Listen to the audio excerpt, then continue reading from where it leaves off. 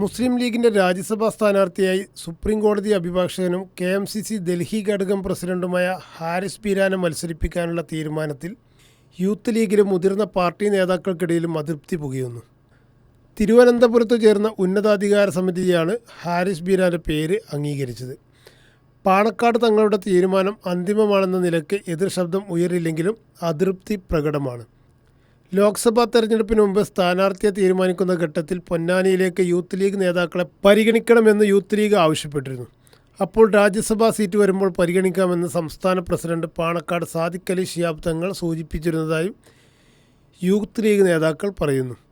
Youth league ദേശീയ general secretary VK Faisal ബാബുവിനെ നിർദ്ദേശിക്കാനായിരുന്നു youth ലീഗിൻ്റെ തീരുമാനം. ഏറെ പ്രതീക്ഷയിലായിരുന്നു യൂത്ത് ലീഗ് സംസ്ഥാന നേതൃത്വം. യൂത്ത് ലീഗ് നേതാക്കൾ ഇതിനായി പാർട്ടിയിൽ സമ്മർദ്ദം ശക്തമാക്കുകയും ചെയ്തിരുന്നു. പാർട്ടി സംസ്ഥാന ജനറൽ സെക്രട്ടറി PMA സലാമിൻ്റെ പേരും രാജ്യസഭാ സീറ്റിലേക്ക് ഉയർന്നു വന്നിരുന്നു. എന്നാൽ ഇതൊന്നും ഉന്നതാധികാര സമിതി പരിഗണിച്ചില്ല. സുപ്രീം കോടതിയിൽ മുസ്ലിം ലീഗിൻ്റെ കേസുകളിൽ ഹാജരാകുന്ന അഭിഭാഷകൻ എന്ന നിലയ്ക്ക് ഹാരിസ് ബീരാന് മുൻഗണന നൽകുകയായിരുന്നു. ഡൽഹി കേന്ദ്രീകരിച്ച് ലീഗിൻ്റെ കേസുകൾ ഏകോപിപ്പിക്കുന്നത് ഇദ്ദേഹമാണ്. എറണാകുളം ആലുവ സ്വദേശിയായ ഹാരിസ് ബീരാൻ 2011 മുതൽ ഡൽഹി KMCCയുടെ പ്രസിഡന്റാണ്. ലോയേഴ്സ് ഫോറം ദേശീയ കൺവീനർ, മുസ്ലിം ലീഗ് ഭരണഘടനാ സമിതി അംഗം എന്നീ നിലകളിലും പ്രവർത്തിക്കുന്നു. മാത്രവുമല്ല, ഞാൻ കേരളത്തിലേക്കും ഒരു ഓഫീസ് ഇടുകയും കേരളവുമായിട്ടുള്ള ലൈസൻസ് എപ്പോഴും ഉണ്ടാവുകയും ഇവിടെ എൻ്റെ സാന്നിധ്യം ഉറപ്പിക്കുകയും ചെയ്യണം എന്നുള്ള ഒരു നിർദ്ദേശവും എനിക്ക് തന്നിട്ടുണ്ട്. അപ്പോൾ അതും നടപ്പിലാക്കും. ഇന്നത്തെ ഒരു സാഹചര്യം എന്ന് പറയുന്നത് ഭരണഘടനയെ സംരക്ഷിക്കാനുള്ള ഒരു സാഹചര്യമാണ് പാർലമെൻറ്റിൽ നമ്മളുടെയൊക്കെ ഒരു ദൗത്യമെന്ന് പറയുന്നത്.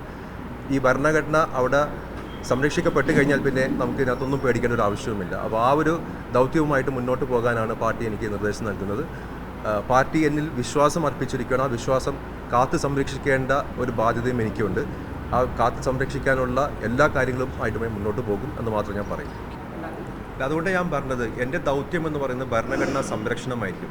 ഭരണഘടനയെ സംരക്ഷിക്കാത്ത സമയത്താണ് ഇങ്ങനത്തെ കേസുകൾ വരുന്നതും ആ കേസുകളിലൂടെ നമുക്ക് വിജയങ്ങൾ ഉണ്ടാകുന്നതും. എന്തുകൊണ്ടാണ് നമുക്ക് വിജയങ്ങൾ ഉണ്ടാകുന്നത്? ഭരണഘടനാ ലംഘനം നടന്നിട്ടുണ്ട് എന്ന് കോടതി കണ്ടെത്തുമ്പോഴാണ് ഇങ്ങനെ വിജയങ്ങൾ ഉണ്ടാകുന്നത്. അപ്പോൾ അതുകൊണ്ട് ഞാൻ ആദ്യം തന്നെ പറഞ്ഞത്, ബഹുമാനപ്പെട്ട തങ്ങൾ എനിക്ക് തന്നിരിക്കുന്ന നിർദ്ദേശം എന്ന് പറയുന്നത് തന്നെ ഭരണഘടനയെ സംരക്ഷിക്കുക, അതിനു വേണ്ടിയിട്ടാണ് നിങ്ങളെ വിടുന്നത്. ആ വിശ്വാസം കാത്ത് സംരക്ഷിക്കുക. പൗരത്വ നിയമ ഭേദഗതി ഉൾപ്പെടെയുള്ള പാർട്ടിയുടെ മുഴുവൻ കേസുകളും ഡൽഹി കേന്ദ്രീകരിച്ച് സുപ്രീം കോടതിയിൽ ഏകോപിപ്പിച്ചത് ഇദ്ദേഹമാണ്. ഡൽഹി കേന്ദ്രീകരിച്ച് പാർട്ടിയുടെ എല്ലാ കാര്യങ്ങളും ഏകോപിപ്പിക്കുന്നതിന് ഹാരിസ് ബീരാന് നല്ല പങ്കുണ്ട്. പുതിയതായി ദില്ലിയിൽ ഉയരുന്ന മുസ്ലിം ലീഗ് ദേശീയ ആസ്ഥാനത്തിൻ്റെ മേൽനോട്ടം വഹിക്കുന്നതും ഹാരിസ് ബീരാനാണ്. UPA സർക്കാരിൻ്റെ കാലത്ത് വിദേശകാര്യ മന്ത്രാലയത്തിൻ്റെയും പരിസ്ഥിതി മന്ത്രാലയത്തിൻ്റെയും അഭിഭാഷകനായിരുന്നു.